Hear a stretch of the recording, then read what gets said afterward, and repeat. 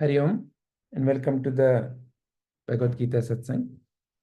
Let us continue our fourth chapter, Contemplation, based on the Purna Yoga talks by sriprabhuji. So this time we have taken a different approach. You all must have already heard the talks by Prabhuji on the fourth chapter. So now, instead of framing the questions based on only the talk, in our session now, you are framing the question based on the shlokas.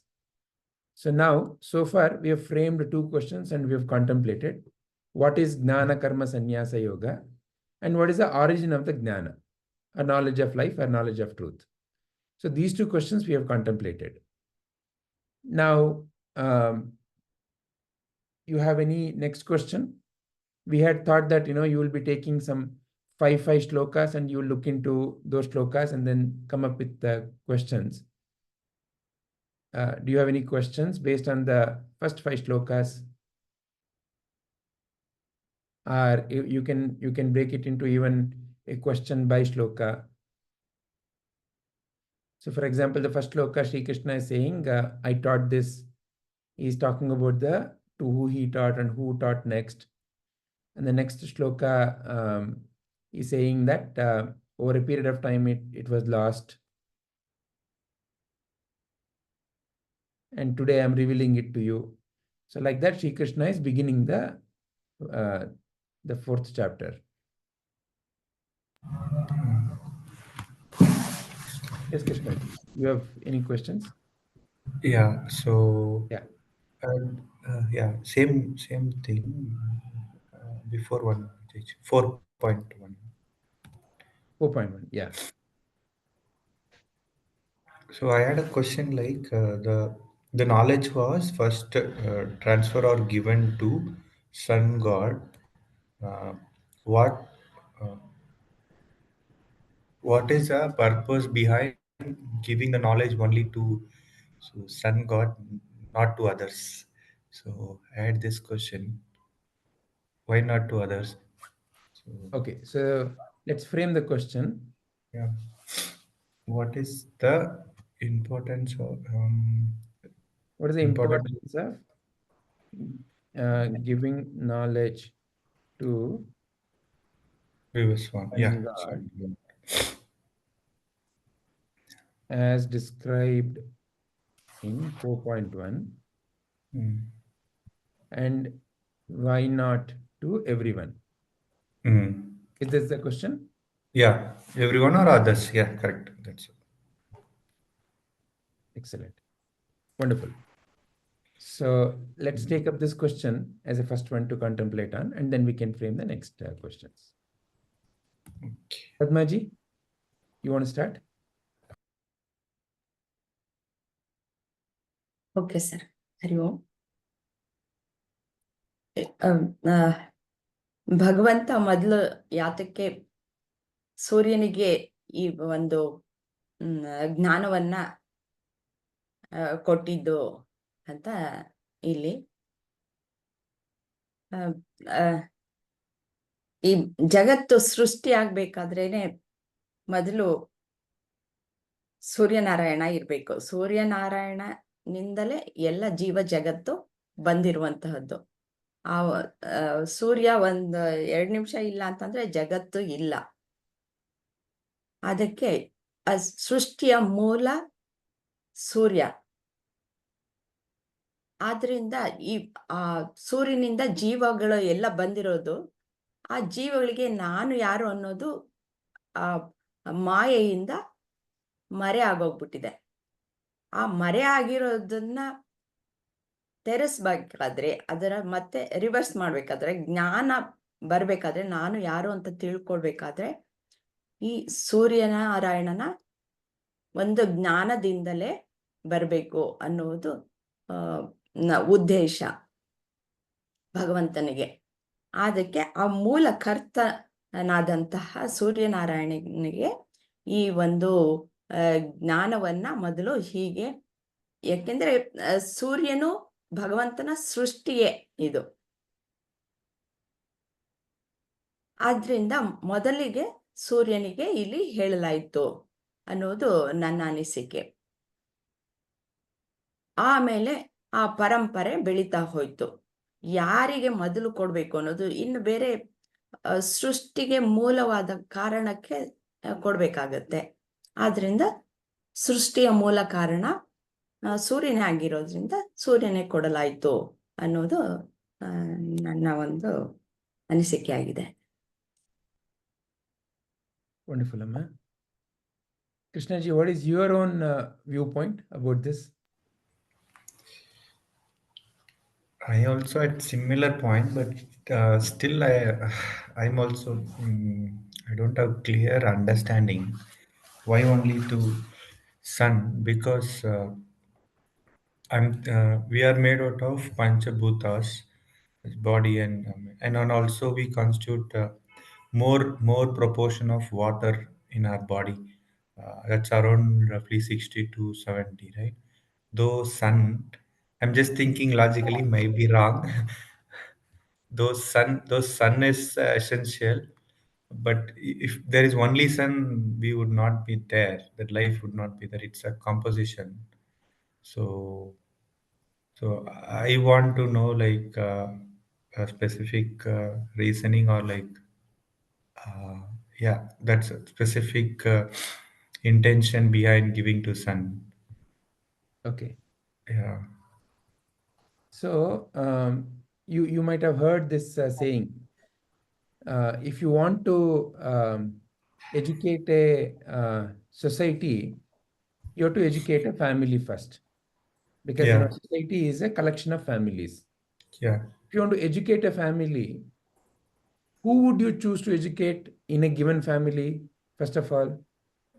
Head of the father or mother, mostly father, mother.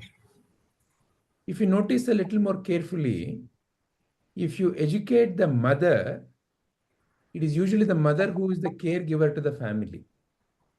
Yeah. She's the one who constantly cares and interacts with the members of the family, usually children. So that is why if you give the right education to the mother, the family also receives the education. There is a wonderful story from the life of Vivekananda. So somebody asked him when he was quite popular, so how did you learn all this? What is the way by which you learned all this? And he said, my mother used to tell me stories of great saints, of great beings, and all these wonderful heroes who sacrifice themselves for the benefit of others. So as I kept listening to these stories, I used to imagine those feelings, those emotions within me. So it is the stories and the way my mother used to narrate them that had the greatest impact in my life.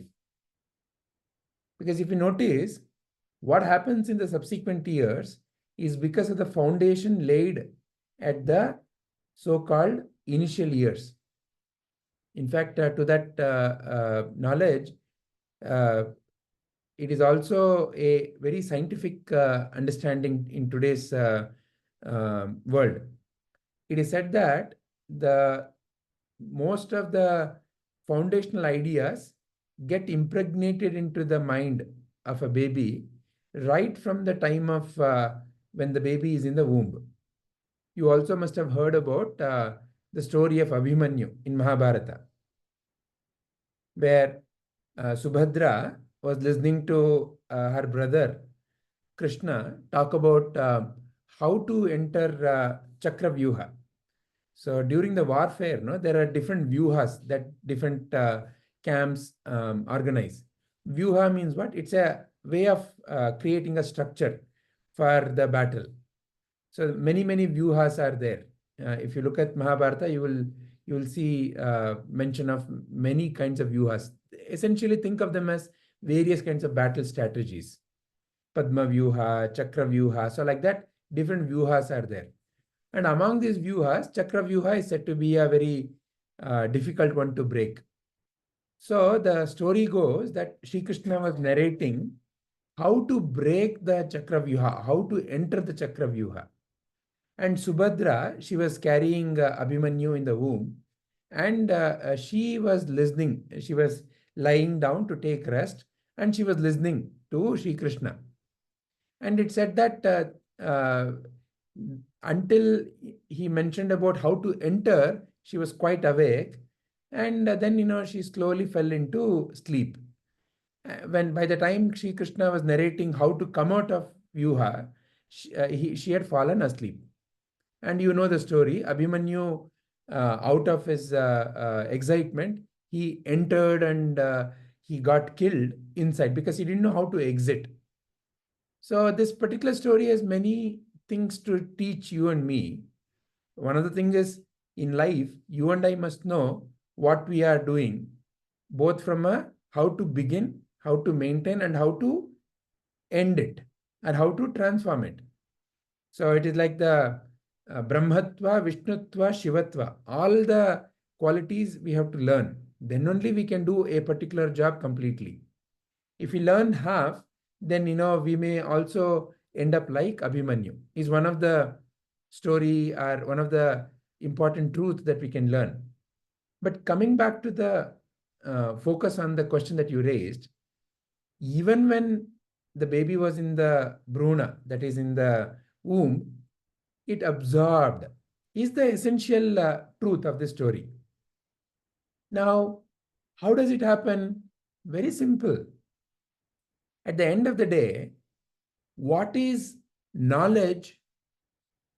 Knowledge is some kind of when it comes to anyone, it comes as a sensation. It comes as a sight, it comes as a sound, it comes as a smell, it comes as a taste, it comes as a touch. These are the only 5 ways by which sensations come in. And those sensations in turn convert into knowledge and becomes deeply registered in the various ways of your smriti or your memory. That's what essentially is happening. So the sensation is what the baby is already feeling. Right from childhood, knowledge is happening. Why?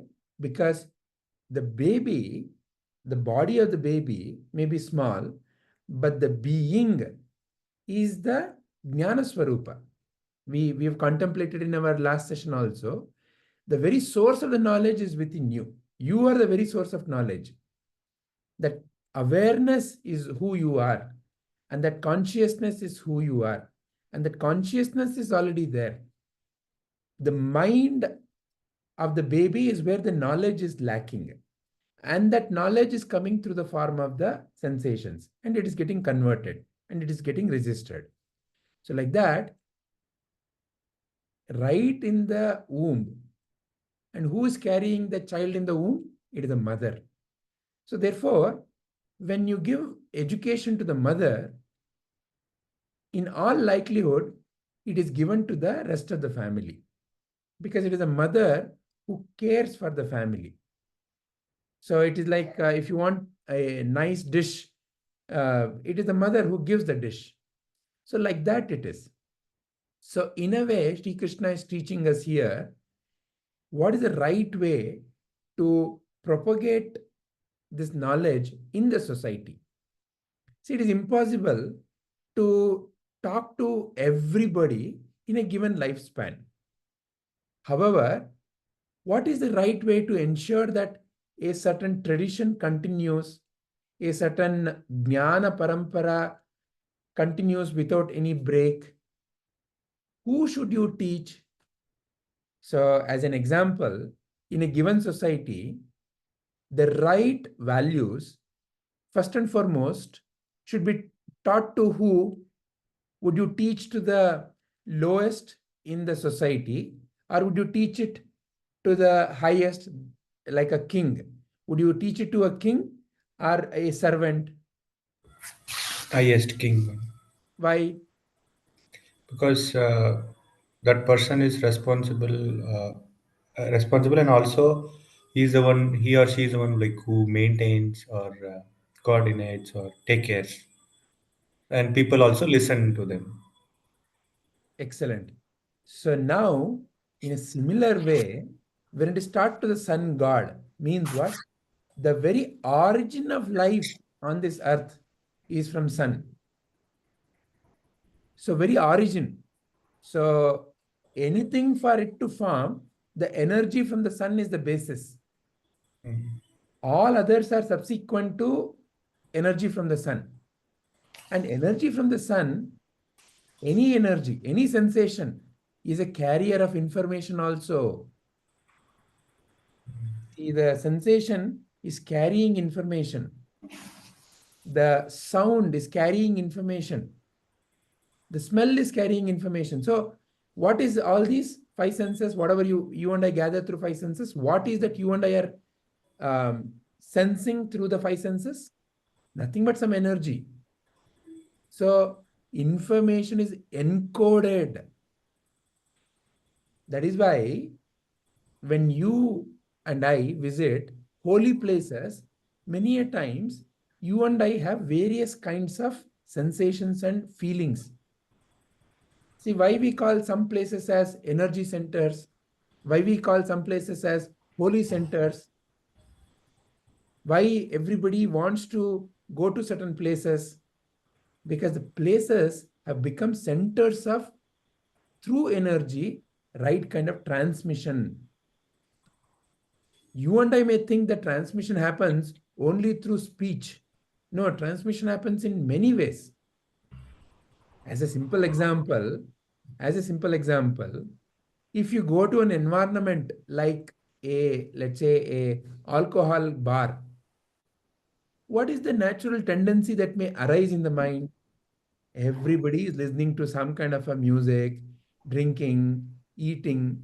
So it kind of encourages, prompts that kind of a feeling in the mind. In such an environment, that kind of an activity only gets carried out.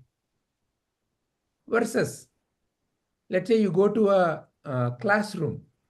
What is the, if the classroom is maintained well, if the teacher is disciplined and focused enough, then what is the feeling that arises when you go to a classroom? To learn. So like that only, any space becomes a center of certain feelings and certain activities. What is making such a thing happen in that center? There is a certain energy that are what we also can call as vibrations that gets created in that environment. We say, no, the vibrations in that place. So like that, different places have different importance to you and me in life. So what is vibration fundamentally? Energy. So therefore, in a way, if you and I are simply able to be one with the sun, that's why the Gayatri Mantra is propitiating to the sun. You simply close your eyes and through your eyebrows, you see the sun god. Be with the sun god. In a way, in a energy way, all the transmissions are happening all the time. It is available. It is encoded. It is encoded in the very source of the existence, is what Sri Krishna is saying essentially. Much like how information is encoded through the wireless transmission that you and I call as mobile phone. You and I cannot see it, but the moment a mobile phone comes and we are able to tap some buttons, we are able to hear that sound. Like that, the truth of the existence, all the truths are already embedded. It's an embedded knowledge source, is what Sri Krishna is prompting you and me to realize here. Is this making sense? Yeah. We tend to think of knowledge as only in the domain of humans. We think knowledge is available only in the domain of humans and available only through conversations. No.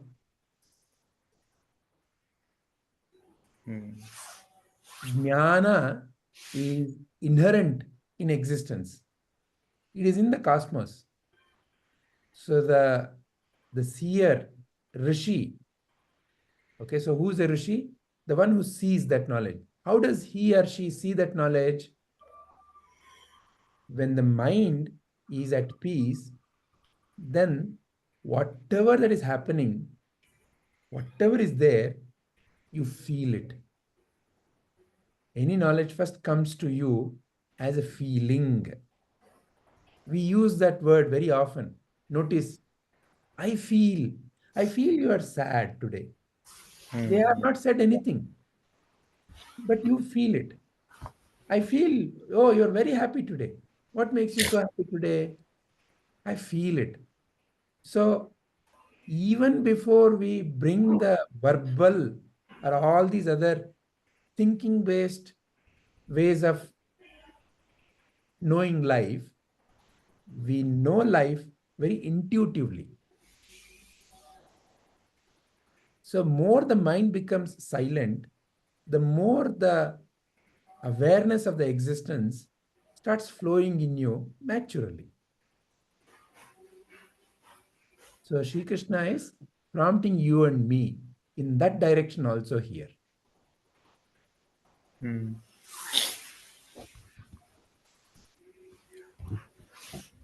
Yeah. Anything else to add or ask to this question? I think it was clear. Like I also had, it is quite connected. I feel sometimes, uh,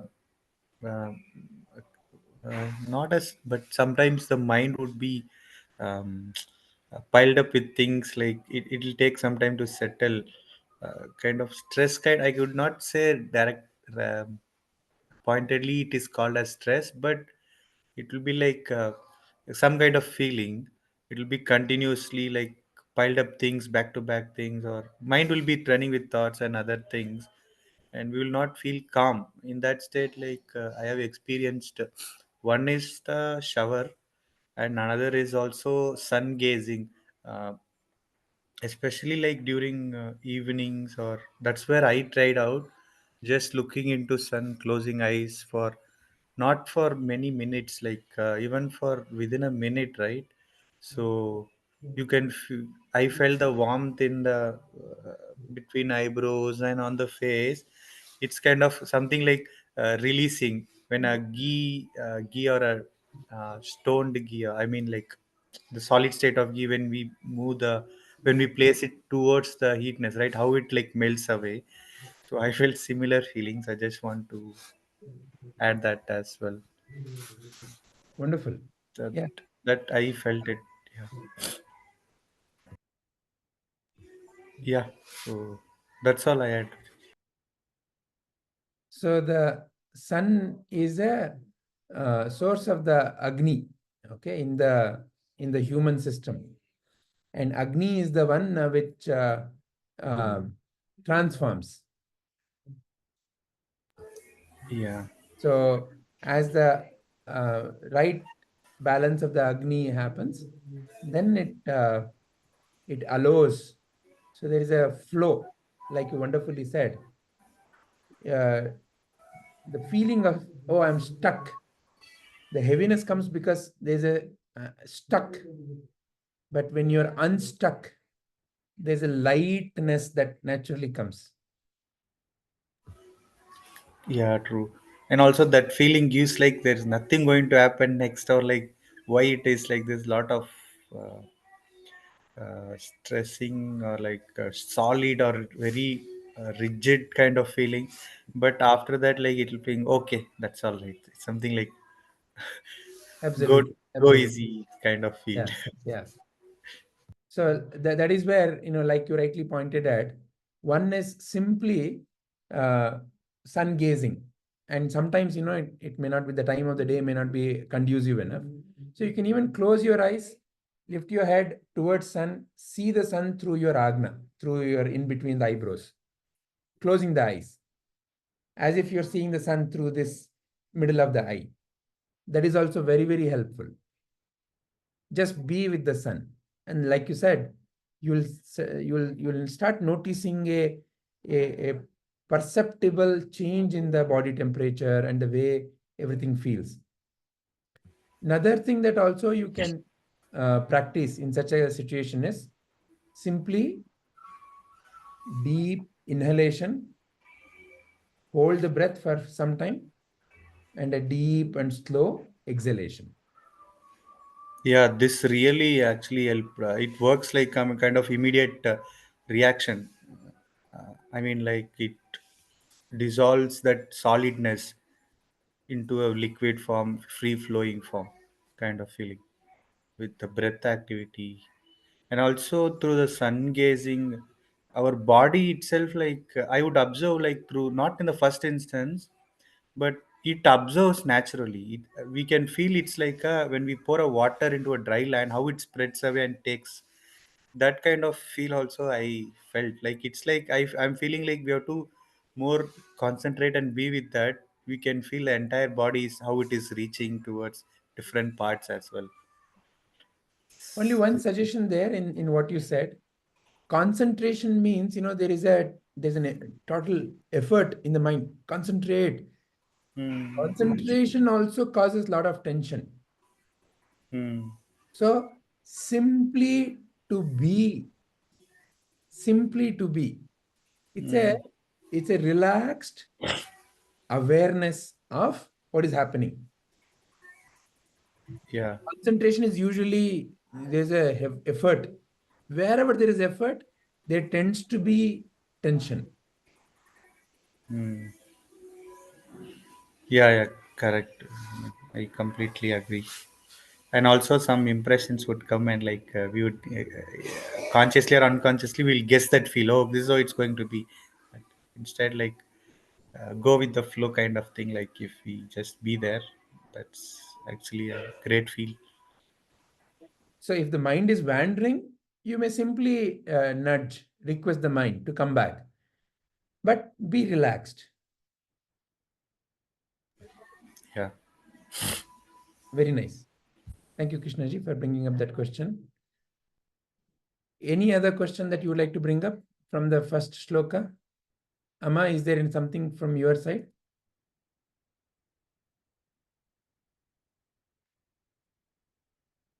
Padma? Question ಇದರಲ್ಲಿ ಮತ್ತೆ ಮನಸ್ಸು ಅದೆಲ್ಲ ಕೊಟ್ಟಿದೆ ಅಲ್ವಾ sir?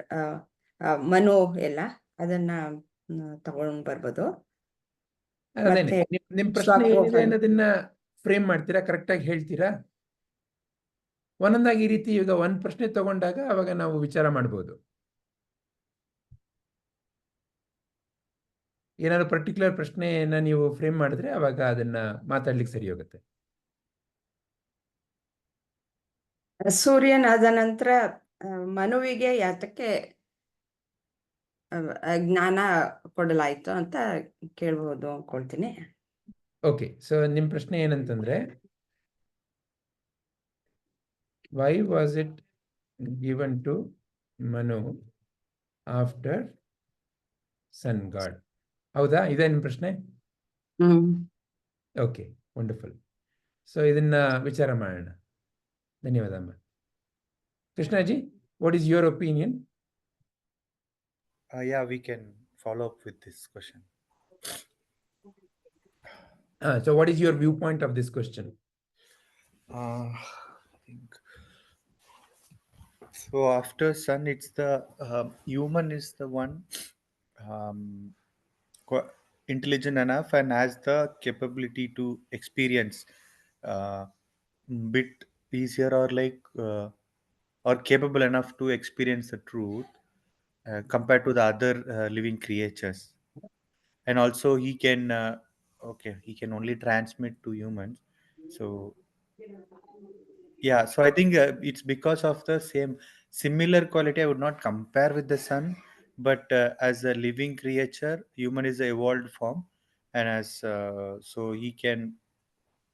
uh, he or she can transmit that knowledge to everyone and keep he or she has a capability to keep other creatures also well. So So that's the reason behind it was given to Manu, humankind. That's how I'm seeing it. Okay, wonderful. Thank you. Padmamma, ನಿಮ್ಮ ಅನಿಸಿಕೆಗಳೇನು? Same sir. ಮನುಷ್ಯರಿಗೆ ಮನುಷ್ಯನ ಬುದ್ಧಿ ತುಂಬಾ ಚೆನ್ನಾಗಿ ಇರೋದ್ರಿಂದ ಮನುಷ್ಯನಿಗೆ ನಾನು ಯಾರು ಅಂತ ಕಂಡುಹಿಡ್ಕೊಳ್ಳೋದಕ್ಕೆ ಸಾಧ್ಯತೆ ಇದೆ. ಅದಕ್ಕೆ ಆ ಒಂದು ಬುದ್ಧಿಯಲ್ಲಿ ಈ ಜ್ಞಾನವೂ ಸಹ ಬಂದಿದೆ. ಮನು ಮನುಷ್ಯನ ಒಂದು ಮೂಲ ಮನುಷ್ಯ. ನಾವು ಆಧ್ಯಾತ್ಮಿಕವಾಗಿ ಹೇಳ್ಬೇಕು ಅಂತಂದ್ರೆ ಮನು ಅನ್ನೋದು ಮನಸ್ಸು ಅಂತ ತಗೊಳ್ಬೋದು. ಮನಸ್ಸಿನಲ್ಲೇ ಎಲ್ಲ ಕ್ರಿಯೆಗಳು ಮೊದಲು ಉಂಟಾಗೋದು, ಆಮೇಲೆ ಅದು ಹೊರ ಪ್ರಪಂಚಕ್ಕೆ ಬರುವಂತಹದ್ದು. ಅದಕ್ಕೆ ಜ್ಞಾನ ಅನ್ನೋದು ಸಹ ಮನಸ್ಸಿನಲ್ಲೇ ಇರ್ಬೇಕಾಗಿರುವಂಥದ್ದು. ನಾನು ಯಾರು ಅಂತ ಕಂಡು ಹಿಡ್ಕೊಳ್ಳೋದು ಸಹ ಮನಸ್ಸೇನೆ. ಅದಕ್ಕೆ ಅಜ್ಞಾನದಿಂದ ಜ್ಞಾನವನ್ನ ತಿಳ್ಕೊಳ್ಳೋದು ಮನಸ್ಸೇನೆ. ಅದಕ್ಕೆ ಮೂಲ ಕಾರಣ ಮನಸ್ಸೇ ಆಗಿರೋದ್ರಿಂದ ಮನುವಿಗೆನೆ ಈ ಜ್ಞಾನ ಹರಿಯಿತು ಅನ್ನೋದನ್ನ ನಾವು ತಿಳ್ಕೊಳ್ಬೋದು ಅನ್ನೋದು ನನ್ನ ಅನಿಸಿಕೆ. Wonderful, Amma. Very nice. So in one sense, only if this whole instrument exists, which is represented through sun god, because energy, it's an existential, only then can any other activity happen. In the human system, only if this body is there, then the mind can show its potency through the body. And the body itself is a existential. Various functions in the body is existential. You and I don't necessarily know or control anything. Then there is a you and me in the form of the various kinds of thought patterns in the mind. So one way of looking at why it was Manu is the mana. So it is the mana, it is in the mind that you and I have to realize this truth. And the truth first comes to you as a feeling. Truth is there always, all the time. And that truth is felt first. You don't describe love, you feel the love.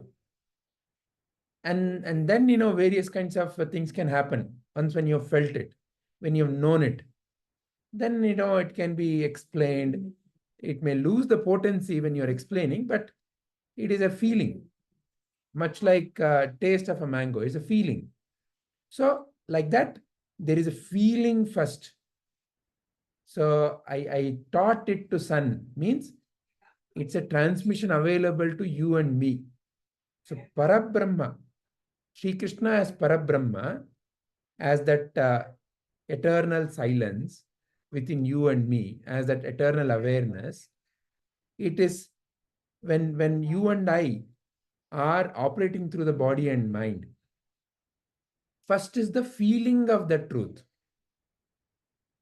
in the form of various kinds of transmissions. You and I feel love, you and I feel hate, you and I feel various feelings of the life. And through that, we are sorting it out. How do we sort it out? By mana, by the mind. This is where we learn the Viveka. So it is taught to Manu. So from a society viewpoint, like how Krishnaji said, you and I are humans in the form of in the way through which we are functioning in the life. But life is many other life forms also. But among those life forms, Manushya, the word Manushya comes from Manu. So Manushya is said to be the peak of the evolution. Means what? Manushya can rise to his ultimate potential, which is realization that he is the very source of this entire creation. So that potential is only in the Manushya. in the way most of the life is structured, most other beings, tree, animals, a tree do not really have all these questions like a man or a manushya has. A animal is very instinct driven. They all operate within a given boundary and they don't seem to break the boundary. But in some evolved cases, it is also there. Like in the Ramana Ashrama in Tiruvannamalai, there is a crow, a kaka, story of a kaka. There's a story of a cow that is there in the Ramana Ashrama. They have put samadhis of those two beings, especially that cow. It used to be very pet cow of Ramana.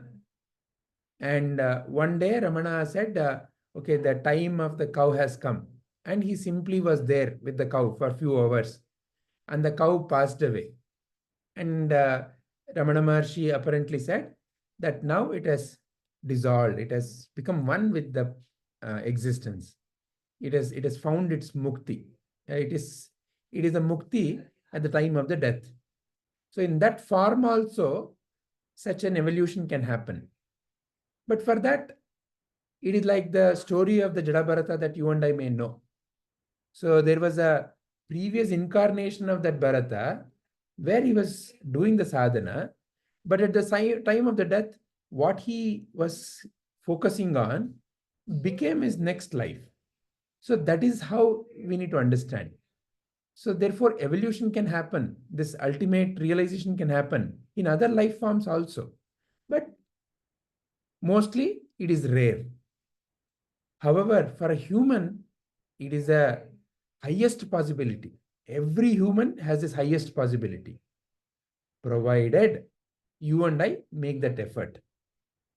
So that highest possibility for this so-called highly evolved being called Manushya is why it is being given. And also, if you look at life, most other beings know how to live in harmony. A tiger kills only when hungry.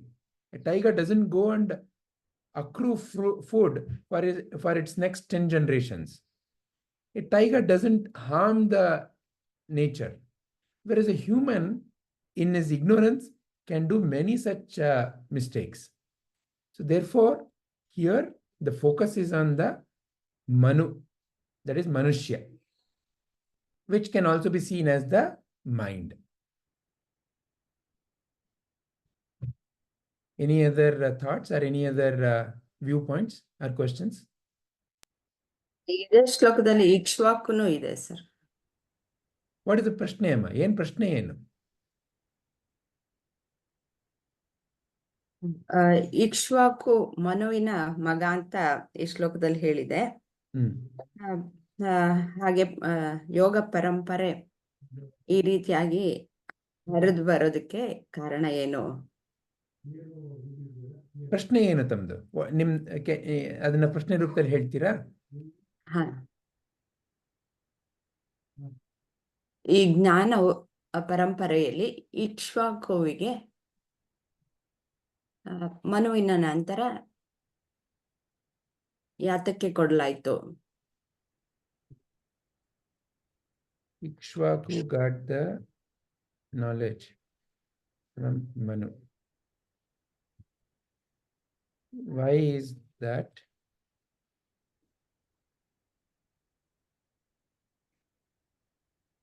Referred in the shloka. Ida ನಿಮ್ಮ ಪ್ರಶ್ನೆ? Okay sir. ಅಲ್ಲ, ನಿಮ್ ಪ್ರಶ್ನೆ ಇದೇನೇನಾ? ಹೌದು sir. ಇಕ್ಷ್ವಾಕುಗೆ ಕೊಟ್ರು, ಮನು ಇಕ್ಷ್ವಾಕುಗೆ ಯಾಕೆ ಇಕ್ಷ್ವಾಕು ಆದ್ಮೇಲೆ ಕೊಟ್ರು? ಇಕ್ಷ್ವಾಕುಗೆ ಯಾತಕ್ಕೆ ಕೊಟ್ರು?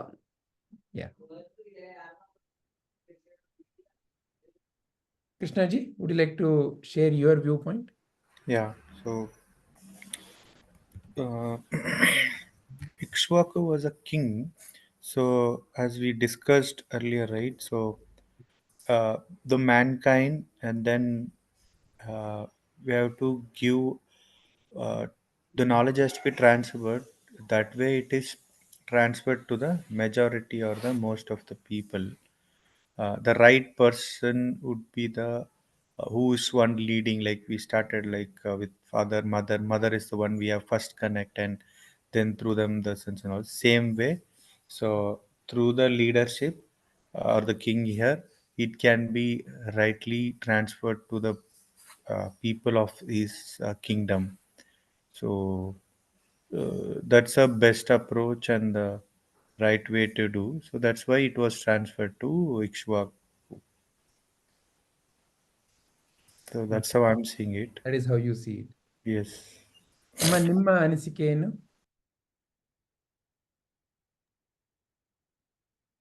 ಈಗ ತಂದೆ ತಾಯಿಗಳಿಗೆ ಏನಿರುತ್ತೋ ಒಂದು ಆಸ್ತಿ ಪಾಸ್ತಿ ಇರ್ಬೋದು, ನಾಲೆಡ್ಜ್ ಇರ್ಬೋದು, ಅದು ಮಕ್ಕಳಿಗೆ ಹೇಗೆ ಪಾಸ್ ಆಗತ್ತೆ ಮಕ್ಕಳಿಗೆ ಕೊಡ್ತಾರೆ.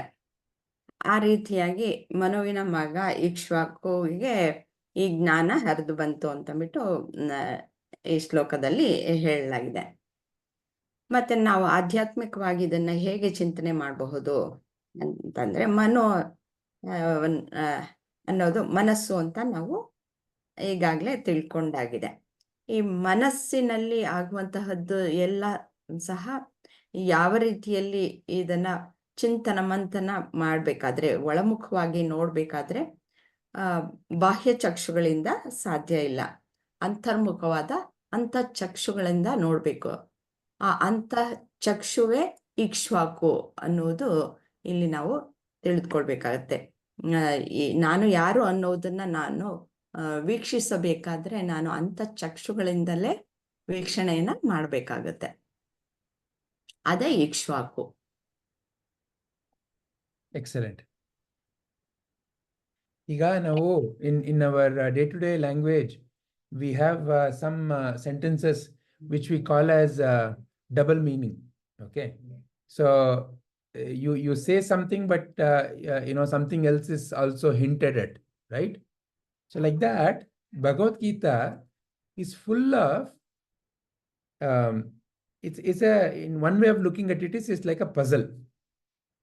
And when you solve that puzzle, it gives you an answer to how to structure your family, society, nation.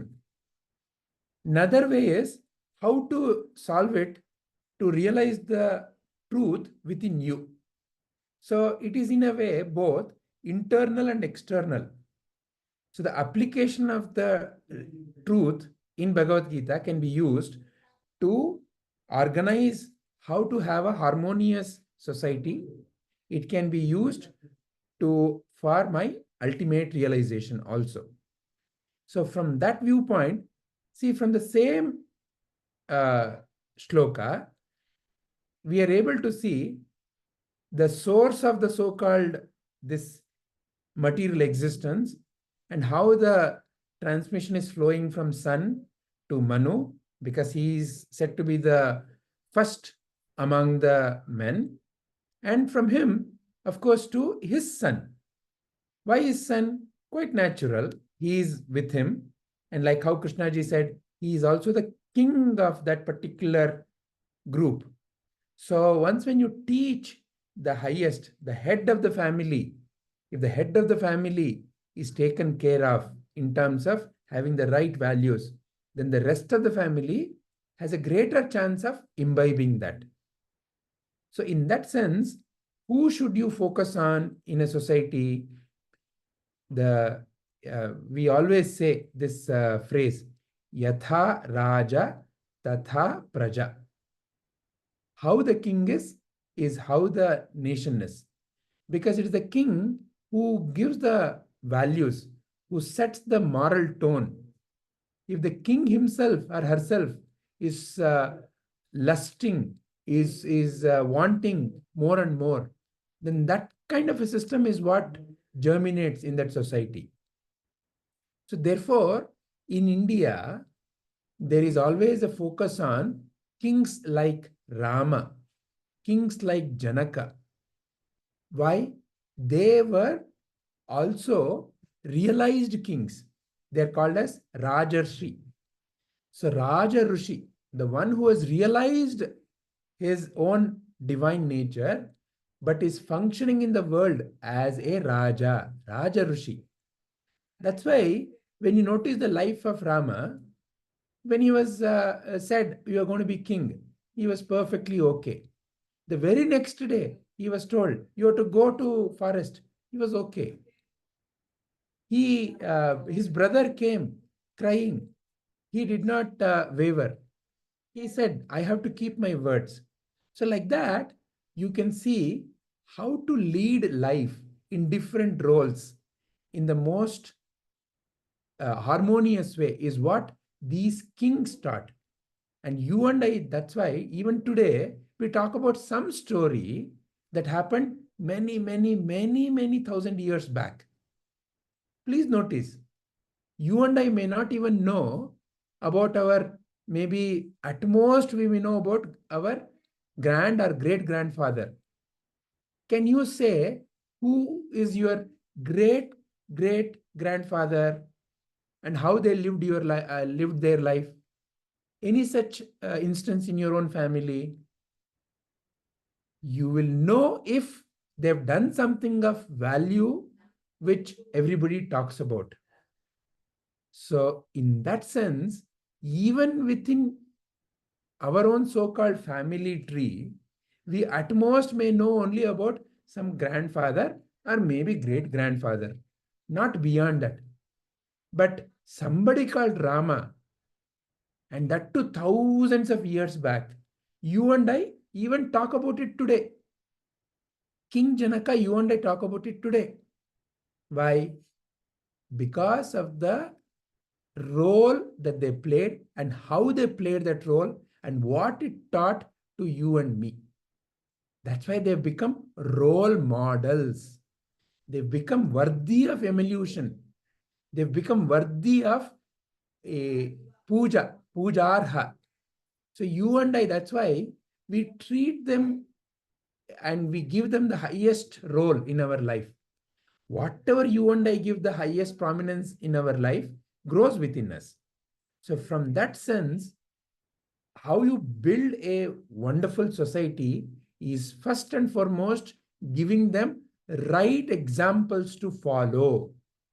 Right examples must be there. You have to, therefore, wherever there is the highest virtue you are seeing, we should always uphold it. We should always praise it. We should always showcase it to others, because those values is what others notice and imbibe. And who is better than the one who everybody looks up to, which is the king in a given nation? So if the king is having the right values, then in all likelihood, the rest of the kingdom will be right. That's why you call it as a Rama Rajya. You call it as a Rama Rajya because the king has the virtues of a Rama. So whoever has those virtues will naturally lead to a Rama Rajya. So this is from a how to create a harmonious society. At the same time, like how Padma Amma said, it is also the inner eye. The inner eye. So the inner eye is through which you see everything. It's the inner eye that has to open, the eye of the heart. It is the eye of the truth that has to open, the viveka that has to open. It is through that inner eye that you and I, in a way, realize the truth. So for realization of the truth, therefore, there has to be, it is from the very source of the creation, Parabrahma, which is seated within you and me as that divine awareness. And from there, it reflects in the mind, Manu, Mana. It reflects in the mind. And it is through the intellect, Ikshvaku, through that inner eye, that I can see the truth. And when I see the truth through the inner eye, then I get established in the truth. So like that, from a society to me. And it is not like two. Same truth. It applies to both. That's the wonderful nature of Bhagavad Gita. How It is embedded truth which can be applied to your and my day-to-day life as well as to the ultimate realization.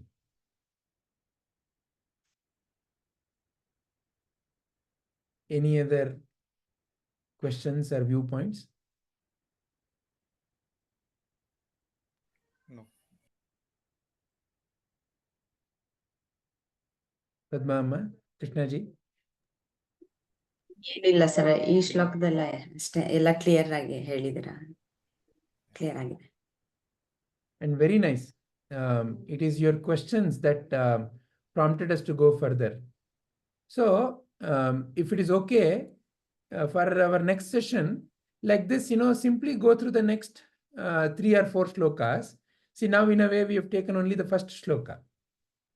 And please frame the questions, and if you can share it in the group already, that way we can also see how to add them and continue to reflect on them. Is that okay? Okay, Vijay. Huh? So each one of you, as many shlokas as you can, simply go and reflect on it and put a question. Even if you do one shloka per day, we have 7 days. You can cover 7 shlokas. No need to cover 7 shlokas. Even if you cover, let's say, before our next session, even if we are able to cover, say, 2 shlokas, and if you are able to frame questions, that is enough.